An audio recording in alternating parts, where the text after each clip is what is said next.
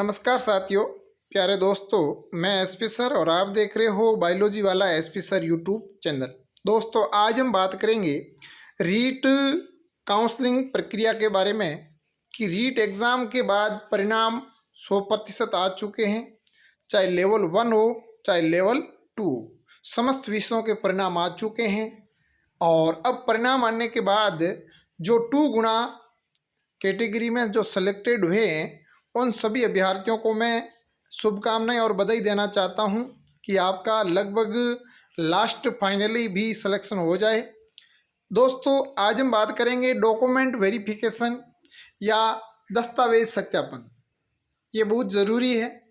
प्रत्येक अभ्यर्थियों को समझना है कि जो सिलेक्टेड अभ्यर्थी है उनको ज्वाइनिंग से पहले जब काउंसलिंग होगी तो उस काउंसलिंग के अंदर कौन कौन से डॉक्यूमेंट आपको वेरिफिकेशन करने हैं, कौन कौन से डॉक्यूमेंट आपको साथ में रखने हैं। दोस्तों, कई प्रकार की त्रुटियां आती हैं। जब ध्यान नहीं देते हैं तो अंतिम समय तक हम इस त्रुटियों का सामना करते हैं और अंतिम में हम इस रेस से बाहर हो जाते हैं। तो दोस्तों, ऐसी भूल ना करें, क्योंकि ये डॉक्यूमेंट ही आपके जीवन का एक पोस्टिंग का मूल आधार होगा। इसमें यदि गड़बड़ी होगी तो कोई भी खुद जिम्मेदार माने जाओगे। दोस्तों, आज हम बात करते हैं कि डॉक्यूमेंट वेरिफिकेशन से ज्वाइनिंग तक संपूर्ण जानकारी कि क्या क्या डॉक्यूमेंट चाहिए, कौन से डॉक्यूमेंट किस समय देने होते हैं, वो भी हम डॉक्यूमेंट्स की बात करेंगे। लेकिन सबसे पहले एक बार इस चैनल को ज़रूर सब्सक्राइब कीजिए, क्योंकि ये राजस्थान स्टेट तथा ऑल इंडिया पूरे भारत के शिक्षा विभाग से संबंधित सभी जानकारियों को पहुंचाई जाती है आपके पास। तो एक बार आप जो भी मेरे प्यारे दोस्त देख रहे हो तो एक बार ज़रूर चैनल को सब्सक्राइब कीजिए। जैसे कि डॉक्यूमेंट वेरिफिकेशन के लिए अभी तक विज्ञप्ति जारी नहीं हुई है, लेकिन अनुमान लगाया जा रहा है कि ये लगभग 20 जून के समथिंग ये प्रक्रिया प्रारंभ हो जाएगी और 20 जून से ये प्रारंभ होकर के लगभग 1 सप्ताह 2 सप्ताह तक चलेगी। और इसमें प्रत्येक सेलेक्टेड अभ्यर्थियों को डॉक्यूमेंट वेरिफिकेशन करवाने मूल रूप से कौन कौन से डॉक्यूमेंट्स है, तो विज्ञप्ति किस प्रकार निकलेगी दोस्तों। तो विज्ञप्ति कार्यालय निदेशक प्रारंभिक शिक्षा राजस्थान बीकानेर के द्वारा ये विज्ञप्ति जारी होगी। और उसमें ये जो सीधी भर्ती ये तो आपके 21 और 22 की है। अब जो आगे आएगी वो 22 एंड 23 की आएगी। इस प्रकार एक सूचना आपको दी जाएगी, जो आपकी वेबसाइट वगैरह सारी चीज़ें इसमें क्लियर हैं, ठीक है ना। समस्त जानकारी इसमें दी गई, वो आएगी तब आपको और इन्फॉर्मेशन दे दी जाएगी। अब हम बात करते हैं कि रीट डॉक्यूमेंट वेरिफिकेशन लिस्ट कि रीट के अंदर सेलेक्टेड अभ्यर्थी है उनको किस प्रकार डॉक्यूमेंट वेरिफिकेशन करवाना है। तो लगभग आपको मालूम होना चाहिए दोस्तों, रीट मुख्य परीक्षा रिजल्ट लेवल 1 का आपके 26 मई को आ चुका था।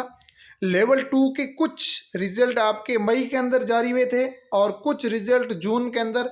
लगभग सभी विषयों के रिजल्ट जारी हो चुके हैं। अब रिजल्ट के बाद आते हैं कि 2 गुणा के अंदर जो सेलेक्टेड अभ्यर्थी है उन अभ्यर्थियों को डॉक्यूमेंट वेरिफिकेशन काउंसलिंग प्रक्रिया में भाग कब लेना है। तो दोस्तों, अभी तक कोई विज्ञप्ति जारी नहीं हुई है। लगभग बता रहे हैं कि लगभग 20 से 25 जून के बीच ये प्रक्रिया प्रारंभ हो जाएगी। और ये प्रक्रिया प्रारंभ होने के बाद वो अभ्यर्थी दस्तावेज सत्यापन करवाएंगे जो 2 गुणा के अंदर है। किस गुणा के अंदर है? 2 गुणा के अंदर अभ्यर्थी सेलेक्टेड है, उनको बुलाया जाएगा। अब दोस्तों, हम बात करते हैं कि ये डॉक्यूमेंट क्या क्या डॉक्यूमेंट चाहिए।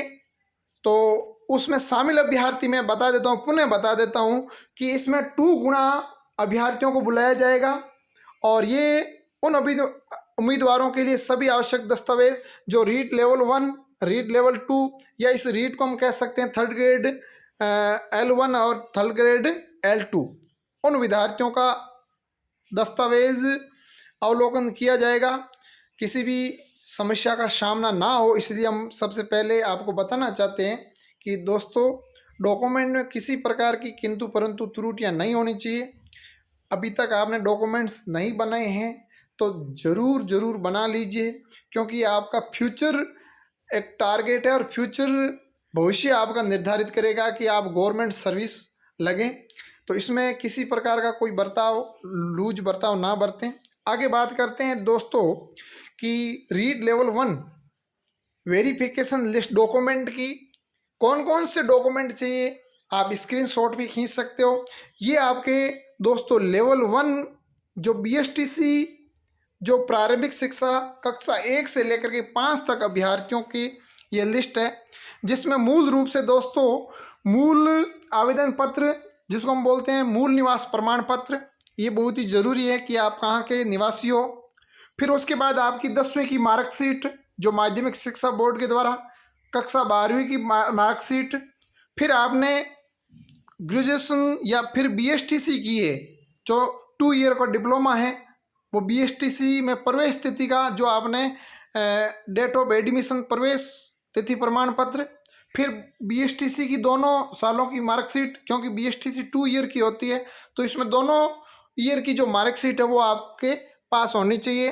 फिर एक BSTC का प्रमाण पत्र होगा, ठीक है ना, कि आपने BSTC पास कर ली है, उसमें एक माइग्रेशन भी बोलते हैं जिसको, ठीक है ना। उसके बाद BSTC जहाँ जिस कॉलेज से करोगे वहाँ से आपको एक करेक्टर सर्टिफिकेट जिसको हम बोल सकते हैं चरित्र प्रमाण पत्र, वो भी आपके पास होना चाहिए।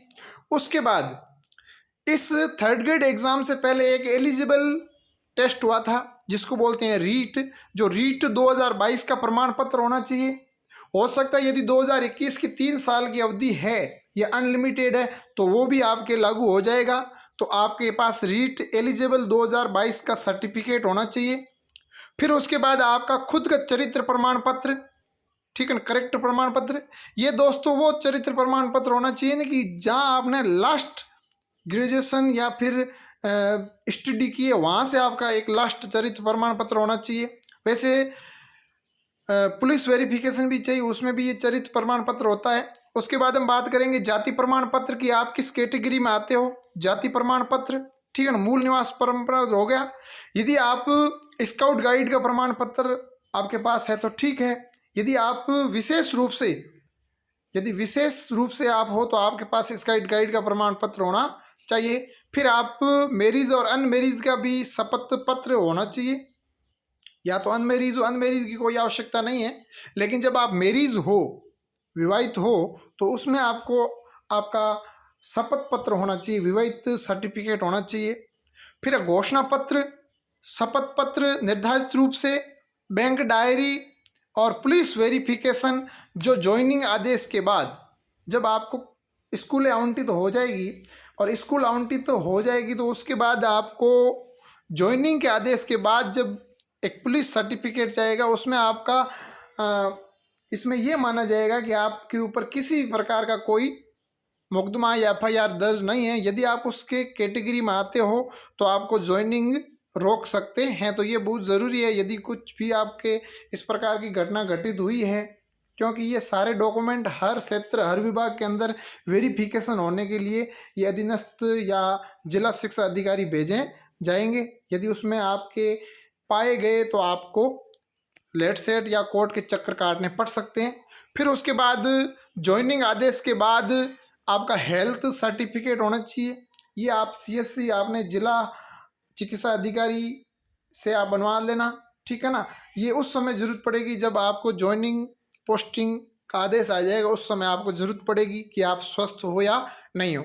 तो दोस्तों ये तो आपके थे L1 के, ठीक है ना। अब इसमें ये कुछ ऐसे भी सर्टिफिकेट होते हैं, जैसे EWS की बात करें तो EWS के बाद यदि गाइडलाइन आई हुई है अभी कि पहले 1 साल का था, अब उसको आप नए बनाने की आवश्यकता नहीं, आप उसको संशोधन करवा के 3 साल तक आप उसका यूज़ कर सकते हो, ठीक है ना। तो 2021 का बना हुआ आपके लगभग चांस रहेगा चलने का, ठीक है ना। आगे दोस्तों बात करते हैं उसमें आय प्रमाण पत्र की एक, तो आय प्रमाण पत्र की यदि बात करते हैं तो जिनके माता पिता अभ्यर्थी के हैं उसमें 2 कैटेगरी है। एक तो वो है कि जो गवर्नमेंट सर्विस है और एक गवर्नमेंट सर्विस नहीं है। जो 2.5 लाख से कम आय वाले वो अभ्यर्थी जिनके माता पिता किसान कैटेगरी में आते हैं या व्यवसायी कैटेगरी में आते हैं तो उनको आय प्रमाण पत्र बनाना है, ठीक है ना। आय प्रमाण पत्र, अब इसमें भी 2 स्थितियां हैं। यदि कोई अविवाहित मेल फीमेल है तो वो अपने पिताजी के नाम से बनाएगा। जो अविवाहित अनमैरिज है तो वो तो अपने माता पिता पिताजी के नाम से बनाएगा। यदि वो कोई मैरिज है, यदि कोई मैरिज है तो मैरिज या तो वो खुद अपने, यदि महिला है तो अपने पति के नाम से बनाएगी, ठीक है ना। और यदि पुरुष है तो वो अपने नाम से भी बना सकता है, ठीक है ना। तो ये आप एक आय प्रमाण पत्र में याद रखना, ये आपके जो आय है वो लगभग 2.5 लाख से कम होनी चाहिए। अब उसके बाद हम बात करते हैं रीट लेवल 2 के डॉक्यूमेंट वेरिफिकेशन लिस्ट। वही चीज़ है, उसके अंदर बीएसटीसी के प्रमाण पत्र थे, ठीक है ना। अब इसके अंदर ग्रेजुएशन के प्रमाण पत्र और बीएड के, ये जो लेवल 2 के अभ्यर्थियों के लिए हैं। इसमें हम बात करते हैं सबसे पहले मूल आवेदन पत्र, 10वीं की मार्कशीट जो माध्यमिक शिक्षा बोर्ड या अन्य किसी स्टेट के बोर्ड से, इसमें किसी प्रकार का कोई किंतु परंतु नहीं होना चाहिए। दोस्तों आजकल बहुत ऐसे फर्जी डॉक्यूमेंट बनने शुरू हो गए हैं यूनिवर्सिटियों से, तो उन अभ्यर्थियों को कहना चाहता हूँ, यदि फर्जी डॉक्यूमेंट भूल से यदि आपके पास पड़े हैं तो आप आगे जब ये डॉक्यूमेंट जिला शिक्षा अधिकारी आगे भेजेंगे उस यूनिवर्सिटी या जिस भी बोर्ड के द्वारा, तो वहाँ पर आपका यदि रजिस्ट्रेशन नहीं होगा तो आप वो एग्जिट कर सकते हैं। तो दोस्तों ये बहुत ज़रूरी है, वेरिफिकेशन डॉक्यूमेंट आपके एकदम ओरिजिनल होने चाहिए। कक्षा 12वीं की मार्कशीट, बीएड का चरित्र प्रमाण पत्र, बीएड की मार्कशीट दोनों सालों की, बीएड का प्रमाण पत्र और बीएड की प्रवेश तिथि का प्रमाण पत्र और रीट 2022 का प्रमाण पत्र। इसमें यह भी आएगा ग्रेजुएशन की भी आपको मार्कशीट मंगवाई जाएगी। फिर आपके जाति प्रमाण पत्र कहाँ, आपकी कौन से कैटेगरी है, मूल निवास प्रमाण पत्र, स्काउट गाइड का प्रमाण पत्र है तो ठीक, वो विशेष लोगों के लिए हैं जो मतलब स्काउट गाइड से ही उसने जब अप्लाई फॉर्म भरे थे उस समय दिया गया था। या विवाहित और अविवाहित का शपथ पत्र, विवाहित का शपथ पत्र है, अविवाहित का कोई शपथ पत्र नहीं है। फिर बैंक डायरी, फिर वही चीज़ है कि पुलिस वेरिफिकेशन सर्टिफिकेट, ठीक है ना। उसके बाद आपका हेल्थ सर्टिफिकेट, ये पुलिस वेरिफिकेशन अपने नज़दीक ही पुलिस स्टेशन जो चौकी या फिर प्राथमिक जो, या फिर आप जिला स्तर पर भी बना सकते हो। फिर हेल्थ सर्टिफिकेट या आपके सीएससी जहाँ पर जिला चिकित्सा पर बनाया जाएगा। दोस्तों ये तो आपके थे मूल दस्तावेज, इसमें किसी भी प्रकार का कोई एरर नहीं होना चाहिए। दोस्तों यदि किसी दोस्त के कंप्लीट नहीं है तो वो इन्हें ज़रूर कंप्लीट कर लीजिए, क्योंकि आप लूज बन के बैठ जाओगे तो ये काउंसलिंग डेट आ जाएगी, फिर ये डॉक्यूमेंट तैयार नहीं होंगे तो आप इस काउंसलिंग के चरण से बाहर हो सकते हो। तो दोस्तों ये डॉक्यूमेंट अभी तक आपने नहीं बनाए हैं तो संवेदनशील होकर के बनवा लीजिए, बहुत ज़रूरी है आपके जीवन और आपके फ्यूचर्स के समय, ठीक है ना। आगे ध्यान देना, हम बात करते हैं कि ये डॉक्यूमेंट वेरिफिकेशन लिस्ट में महत्वपूर्ण चीज़ें क्या रहेगी। तो दोस्तों रीट काउंसलिंग दस्तावेज सत्यापन के लिए अभ्यर्थियों को मूल दस्तावेज प्रस्तुत करने होंगे। जितने भी आपके डॉक्यूमेंट्स हैं वो ओरिजिनल होने चाहिए, किसी प्रकार की फोटोकॉपी या जेरोक्स नहीं चलेगी। दोस्तों दस्तावेजों में अभ्यर्थी का नाम, पिता का नाम, माता का नाम और आपकी जो जन्म दिनांक है वो एकदम क्लियरिटी सही होनी चाहिए। जो आपके अंदर फॉर्म के अंदर आपने भरी है वही होनी चाहिए। यदि उसमें एक मैं और जोड़ता हूँ, कैटेगरी भी आपके होनी चाहिए वो ही, ठीक है ना। अब हम बात करते हैं कि ये अभ्यर्थी सभी दस्तावेज 3-4 सेट फोटो अपने साथ लेकर जाए, ये भी 4-5 फोटो साथ लेकर जाए। आरक्षित वर्ग अभ्यर्थियों को लाभ तभी देय होगा जब मूल दस्तावेजों की जांच उपरांत नियम अनुसार नियुक्ति हेतु पात्र होंगे। अब कुछ रिजर्वेशन कैटेगरी के जो अभ्यर्थी है तो उस रिजर्वेशन के अंदर जो डॉक्यूमेंट की रिक्वायरमेंट होती है वही डॉक्यूमेंट आपके पास होने चाहिए। यदि कोई विकलांग है या फिर कोई किसी का डिवोर्स हो चुका है या फिर कुछ एक्स सर्विसमैन है, उन सभी अभ्यर्थियों को उनके पास वो विशेष आरक्षित वर्ग के डॉक्यूमेंट होने चाहिए, तभी आपको आगे वेरिफिकेशन होगा। अन्यथा आप उस कैटेगरी से बाहर हो जाओगे और उस कैटेगरी से बाहर हो जाओगे तो 2 गुना से भी आप बाहर हो जाओगे। तो दोस्तों ये बहुत ज़रूरी है कि जिस वर्ग में आपने फॉर्म भरा है, जिस रिजर्वेशन कैटेगरी के अंदर आपने जो फॉर्म भरा है, उसी फॉर्म के आधार पर जो जो डॉक्यूमेंट मांग रहे हैं वो डॉक्यूमेंट आपके पास मूल दस्तावेज होने चाहिए। इसमें किसी प्रकार का कोई फेरबदल नहीं होना चाहिए। यदि फेरबदल होगा तो दोस्तों मैं बता देता हूँ, अभी इस एसआई भर्ती के अंदर कुछ ऐसी यूनिवर्सिटियों को लॉक कर दिया है, ब्लैक लिस्ट में डाल दिया है कि वो यूनिवर्सिटियां फर्जी मार्कशीट देती थी ग्रेजुएशन की।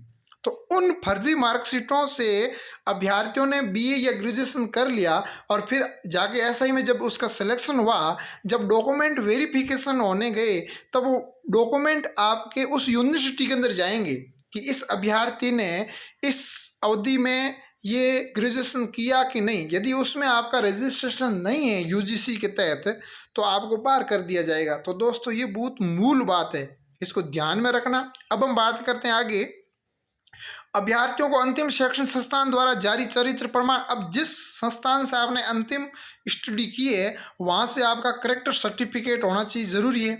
अभ्यर्थी चयन के उपरांत आचरण संबंधित अपने पुलिस सत्यापन, पुलिस वेरिफिकेशन होना जरूरी है लास्ट में, कि भाई आपके ऊपर किसी प्रकार का कोई ऐसे मुलजम या आपने जुर्म तो नहीं किया, आपके ऊपर एफआईआर दर्ज नहीं है, या फिर आपके ऊपर कोई मुकदमा दायर नहीं। यदि आप मुकदमे में दायर हो तो आपको राजीनामा करके बाद में ही आपको ज्वाइनिंग मिलेगी, पहले कभी भी नहीं मिलेगी, क्योंकि दोषी व्यक्तियों को गवर्नमेंट जॉब में लागू नहीं है। आगे ध्यान देना दोस्तों, जिसके आवेदक विरुद्ध किसी भी आपराधिक धारा का उल्लेख नहीं होना चाहिए। दोस्तों किसी भी विरुद्ध आपराधिक धारा मतलब किसी प्रकार की एफआईआर दर्ज नहीं होनी चाहिए। तो ये तो दोस्तों एक डॉक्यूमेंट वेरिफिकेशन के लिए महत्वपूर्ण सूचना थी। अब उसके बाद हम एक और वीडियो बनाएंगे दोस्तों, जस्ट ये आज ही आने वाला है, कि डॉक्यूमेंट वेरिफिकेशन के बाद आपको कौन से जिला मिलेगा। यदि आप कौन सा जिला लेना चाहते हो तो कौन से जिले में कितने पद है, जिलेवार पदों के बारे में बात करेंगे। सबसे ज़्यादा किस जिले में पद है, सबसे कम किस जिले में पद है।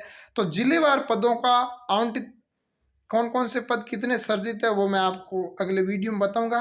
तब तक के लिए मैं एसपी सर सभी 2 गुना सेलेक्टेड अभ्यर्थियों को शुभकामनाएं, अनंत अनंत बधाइयाँ। और दोस्तों एक बार इस चैनल को जरूर सब्सक्राइब कीजिए, ये शिक्षा विभाग से जुड़ा हुआ चैनल है, और एक बार इसको जरूर चैनल को सब्सक्राइब कर कीजिए और सहयोग कीजिए। जय हिंद, जय भारत।